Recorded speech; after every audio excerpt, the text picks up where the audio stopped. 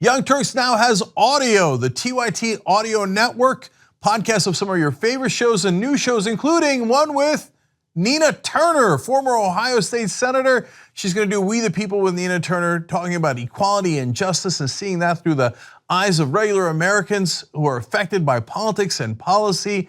Everybody check it out at tyt.com/audio. A dreamer who had been in the country since he was 3 years old had chosen to be deported rather than forced to be deported after he had some minor convictions for misdemeanors involving driving under the influence.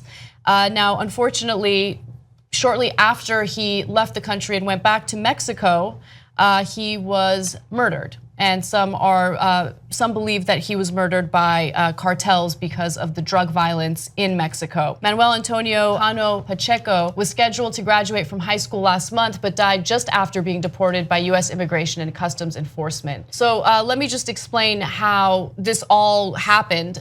He had been in the country since he was 3 years old. He had protection as a dreamer. However, after he was caught, I don't know if he was drinking, but he was driving under the influence, a judge had decided to take that protection away from him, and he had an option. He could either be forced to leave the country, regular deportation, or he could agree on his own, volunteer to leave the country. And the reason why he chose that option is because he would have the ability to come back as a visitor in the future.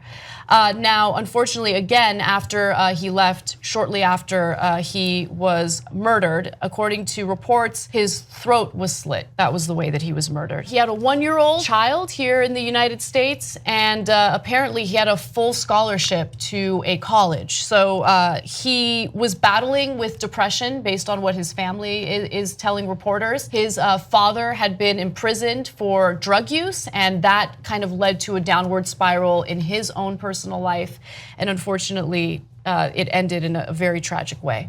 So when you say when it is said in reports that he chose to leave, to be deported, the choice was between you have to leave and you have to leave, but you can come back.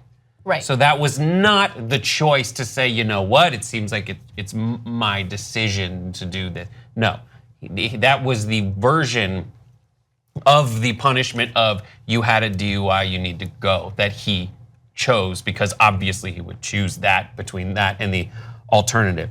But when you bring up depression, we're just talking about mental illness.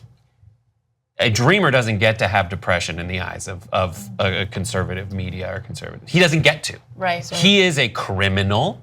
He is painted as such, and he is treated as such. And you need look no further than the Brock Turner case, was his name, the Stanford swimmer. Right. Yeah. He was going through some stuff. It might have a negative effect on him, so we will go easy on him because he's a swimmer from Stanford. Mm-hmm. That is the disparity that is so clear, so prevalent in stories like this, and it's utterly unjust. I just want to quickly remind people who might have forgotten about that story. He was caught raping someone who was unconscious behind a dumpster. Yeah. And the judge was incredibly lenient, gave him a 6-month sentence, 3 of which he actually served. Judge got recalled. Yes. He did get recalled, which was some good news this week. And you know what? And to tie those two things in together, if you don't think that those local elections matter, and when it comes to these cases, this kind of stuff, these judges, the people who are in office that affect you locally, that's when you really have to use your power to get those people out. Just like that judge is gone, the DA in Florida that was associated with the Trayvon Martin case, gone, because the people in the community chose to go out and vote. Quite honestly, I'm an anchor baby. My father is an immigrant that has been deported 3 times back to the Dominican Republic. He's not in the United States. When I think about these stories, I think about the privilege that I had to be born here, because he was only 3. So it's not like he came here 6 months ago, but the demonization of immigrants, I know those Bush girls were drunk and doing drugs and alcohol, and people, stigmatize these young people. I'm just so tired of the war on people who look like me and people who come here to make a difference, going on a scholarship to go to college, not a gang member, not participating in crime, here trying to do something, give a better life to his own child, and yet you go on Twitter and the justification for this, he was a criminal and we want our country back. And I'm so tired of hearing people who stole this country saying that this is our country. I've had it up to here. Well, this is white supremacy at its best, and white privilege. That's very obvious. I mean, he's painted out, just recently he called immigrants, 45, called immigrants animals. And if this poor child, the only thing he did wrong was to drink under the influence, and he gets a criminal record, and the option is basically leave or leave.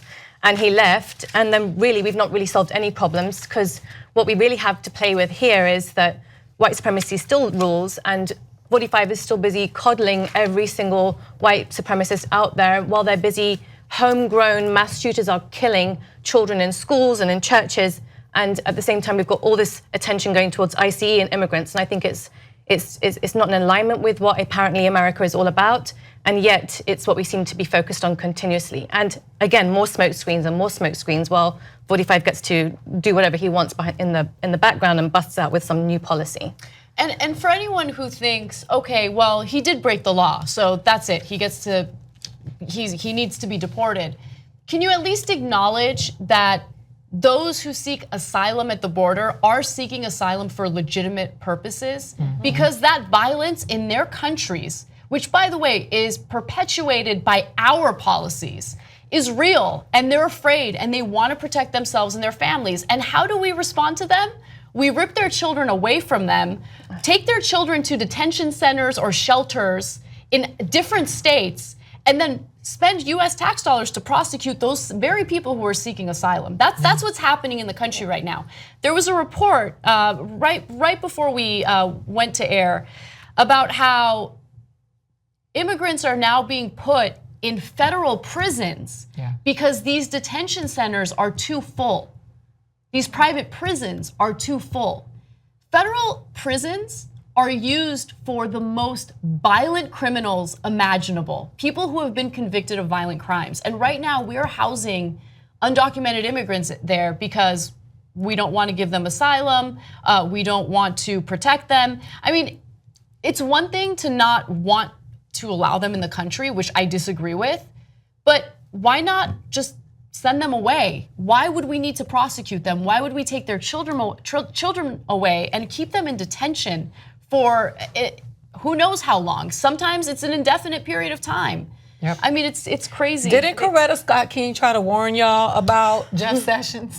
Didn't she say, wasn't it her who, Coretta Scott King spoke out about him when she was alive back in the day? I have family that's worked in politics in Alabama. They knew about Jeff Sessions. No, but what I'm saying, they were, and when he was running, what was the name of the black woman that was like, do not. You guys got to vote against him. Yes. You got to make sure. And then Donald Trump is like, the black people, let's get him. Jeff Sessions was the first one to say, like, Trump seems like a good guy. I'm going to get out in front of him. I'm going to be the first idiot in line there. He was the first, and he's the worst. The worst went first.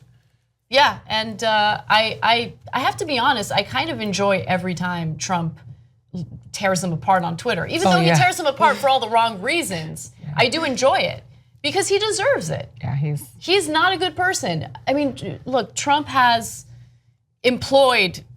he's filling the swamp. I mean, like the swamp has not been emptied. He has picked the worst people, like Scott Pruitt to head the EPA, Jeff Sessions to head the Justice Department as Attorney General. It couldn't get worse. And it just feels like he's picking members of a fan club. You like me? You like me? Okay, sure, you can come in. Right. So yeah, it's baseless. Follow the Young Turks by hitting the subscribe button below or get our new app. Wonderful download at the App Store, TYT Plus. Go.